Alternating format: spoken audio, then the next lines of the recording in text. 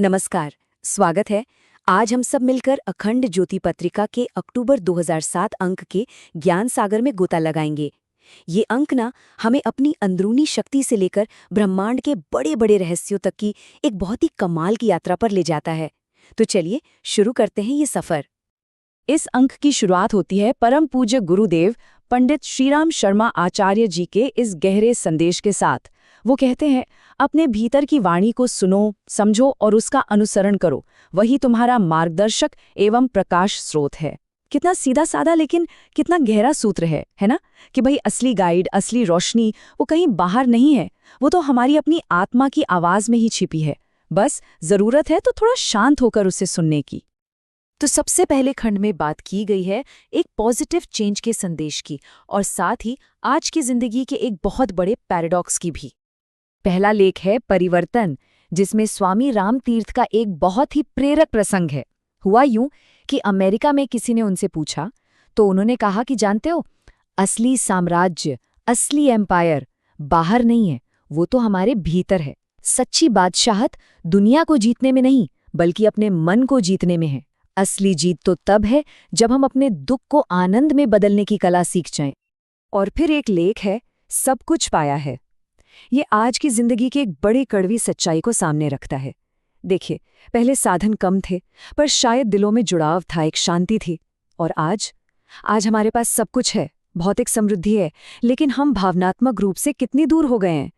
नतीजा ये है कि बाहर से सब कुछ होते हुए भी अंदर एक अजीब सा खालीपन है, एक तरह की गरीबी है। वो जो अपनापन था, वो शांति थी, लगता है जैसे कहीं खो सी गई है। अच्छा, अब चलते हैं अगले खंड की तरफ। ये बहुत दिलचस्प है। यहाँ हम उन घटनाओं के पीछे के विज्ञान को समझने की कोशिश करेंगे जिन्हें हम और आप अक्सर चमत्कार कह देते हैं। एक लेख है चमत्कारों का ज्ञान विज्ञान। ये हमें एक नए शब्द से मिलवाता है, चेतना विज्ञान या कॉन्शियसनेस साइंस। ये क्या है? ये दरअसल भौतिक विज्ञान से भी कहीं ज्यादा गहरा एक सूक्ष्म और अदृश्य दुनिया का विज्ञान है। और मजे की बात यह है कि यही अदृश्य दुनिया हमारी इस दिखने वाली दुनिया को कंट्रोल करती है। तो लेख ये कहता है कि जिसे हम चमत्कार मानकर हैरान होते हैं ना, वो असल में इसी चेतना विज्ञान का एक प्रैक्टिकल एप्लीकेशन है बस। और इस चेतना विज्ञान के कुछ ऐसे उदाहरण दिए गए हैं जो सच में हैरान कर देते हैं।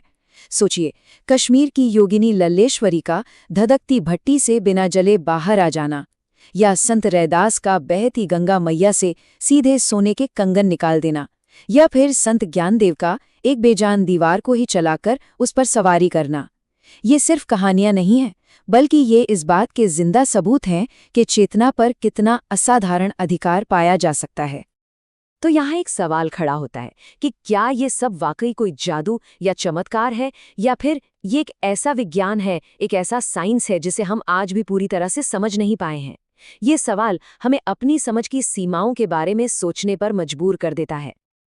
चलिए अब इस यात्रा का रुख बाहर की दुनिया से मोड़कर अपने भीतर की ओर करते हैं।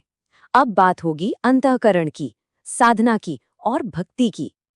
एक लेख है इष्ट का निर्धारण, गायत्री का वर्ण। ये साधना के रास्ते पर चलने के लिए एक बहुत ही साफ रोड मैप देता है। देखिए, पहला कदम क्या है? अपना लक्ष्य तय करना। और लक्ष्य क्या है? उत्कृष्टता को पाना, एक्सेलेंस को हासिल करना। दूसरा कदम, ईश्वर को उसी एक्सेलेंस का सबसे बड़ा प्रतीक मानना। और फिर तीसरा और आखिरी कदम, उस लक्ष्य तक पहुंचने के लिए माँ गायत्री को अपनाना, जो ज्ञान और श्रद्धा का सबसे सीधा और सार्वभौमिक रास्ता है। इसके बाद का लेख हमें इस सृष्टि की शायद सबसे जटिल और रहस्यमयी रचना, यानी हमारे अपने मानव मस्तिष्क की दुनिया में ले जाता है। सोचिए, यही तो वो जगह है जहां हमारी चेतना, हमारी अनंत संभावनाएं, सब कुछ बसता है। जरा इस आंकड़े पर गौर कीजिए। हमारे मस्तिष्क में लगभग 10 अरब, जी हाँ 10 बिलियन न्यूरॉन्स हैं। ये एक कमाल की बायोलॉजिकल मशीन है जो हमारे हर विचार, हर भावना का सेंटर है। इसी छोटे से दिमाग में नफरत भी पैदा होती है और इसी में देवत्व का अनुभव भी होता है। हमारी सारी की सारी क्षमताएं, हमारा पूरा का पूरा भविष्य, सब कुछ इसी के अंदर छिपा हुआ है। फिर भक्ति गाथा में ऋषि अघोर का एक बहुत ही गहरा संदेश है। वो समझाते हैं कि भक्ति कोई सिद्धांत या कोई तय रास्ता नहीं है, बल्कि ये तो एक विलय है, एक डिसोल्यूशन है। मतलब ये तर्क वितर्क से परे की अवस्था है, जहां इंसान अपने मैं को, अपने ईगो को ईश्वर में पूरी तरह से घोल देता है, समर्पित कर देता है। तो चलिए अब अपने नजरिए को थोड़ा और बड़ा करते हैं, जूम आउट करते हैं और प्रकृति और इस विशाल ब्रह्मांड के साथ हम इंसानों के रिश्ते को समझने की कोशिश करते हैं। अब एक लेख है उल्कापिंडों के बारे में, जो एक बहुत ही अलग नजरिया देता है। हम सब अक्सर इन्हें विनाश का दूत समझते हैं, है ना? लेकिन लेख कहता है कि ये सिर्फ तबाही नहीं लाते, बल्कि ये पृथ्वी पर बड़े बड़े बदलावों के कैटलिस्ट भी बनते हैं। एक तरह से कहें तो ये ब्रह्मांड से आए हुए संदेशवाहक हैं। ये टाइमलाइन हमें याद दिलाती है कि हम एक कितने बड़े कॉस्मिक ड्रामा का हिस्सा हैं। सोचिए, 6.5 करोड़ साल पहले एक उल्कापिंड टकराया और डायनासोर खत्म हो गए। पृथ्वी पर जीवन का एक नया चैप्टर ही शुरू हो गया। और भविष्य की बात करें तो इस पत्रिका में 2029 और फिर 2026 में एपोफिस नाम के एक एस्टेरॉयड के पृथ्वी के बहुत करीब से गुजरने की आशंका जताई गई है। यहाँ तक कि 2020 से 2022 के बीच भी एक बड़े बदलाव की भविष्यवाणी थी।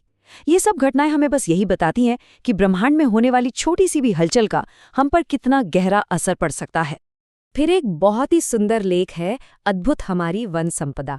ये हमें प्रकृति के कुछ ऐसे चमत्कारों के बारे में बताता है जिन पर यकीन करना मुश्किल हो जाता है। जरा कल्पना कीजिए, ब्राजील में गाय वृक्ष हैं जो दूध जैसा मीठा पेय देते हैं। अफ्रीका में ऐसे पेड़ हैं जिनकी छाल से रोटी तक बन सकती है। और ये लेख हमें अपनी उन पुरानी परंपराओं की भी याद दिलाता है, जब पेड़ों को परिवार का सदस्य मानकर उनकी पूजा की जाती थी, उन्हें सम्मान दिया जाता था। और अब हम पहुंचते हैं इस अंक के अंतिम खंड पर। ये खंड हमें मूर्ति पूजा के पीछे छिपे गहरे रहस्य और चेतना के यूनिवर्सल नेचर को समझने में मदद करेगा।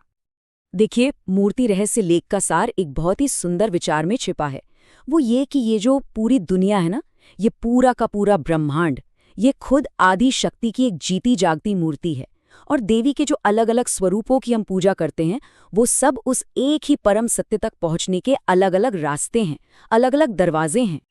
इस लेख में आदि शक्ति के 6 मुख्य स्वरूपों का वर्णन भी मिलता है। नंदा देवी, जो हमें समृद्धि और आनंद देती हैं। रक्तदंतिका, जो हमारे हर तरह के डर को दूर करती हैं। शाकंभरी, जो शाक सब्जियों से पूरे जगत का पेट भरती हैं, पोषण करती हैं। दुर्गा, जो हमारी दुर्गति और दुखों का नाश करती हैं। भीमा, जो दुष्टों का संहार करने वाला भयंकर रूप है। और भ्रामरी, जो अपने भक्तों की सभी इच्छाओं को पूरा करती हैं। असल में ये सब नाम और रूप उसी एक यूनिवर्सल एनर्जी के अलग अलग पहलू हैं। तो देखा जाए तो इस लेख का और शायद इस पूरे अंक का निचोड़ इस एक वाक्य में समा जाता है। देवी सर्वमयी है तथा संपूर्ण जगत देवीमय है। इसका सीधा सा मतलब है कि जो डिविनिटी है वही सब कुछ है, और जो कुछ भी हमें दिख रहा है वो सब डिवाइन है।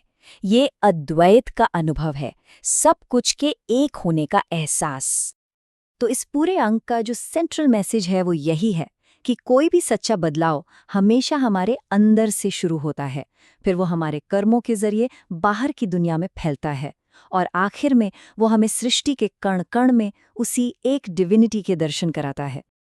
और अंत में ये अंक हम सबके लिए एक सवाल छोड़ जाता है, एक विचार छोड़ जाता है कि इस सारे ज्ञान की रोशनी में आज हम अपनी जिंदगी में ऐसा कौन सा एक छोटा सा ही सही पर सकारात्मक बदलाव शुरू कर सकते हैं। इसी विचार के साथ आज की ये यात्रा यहीं समाप्त होती है। धन्यवाद।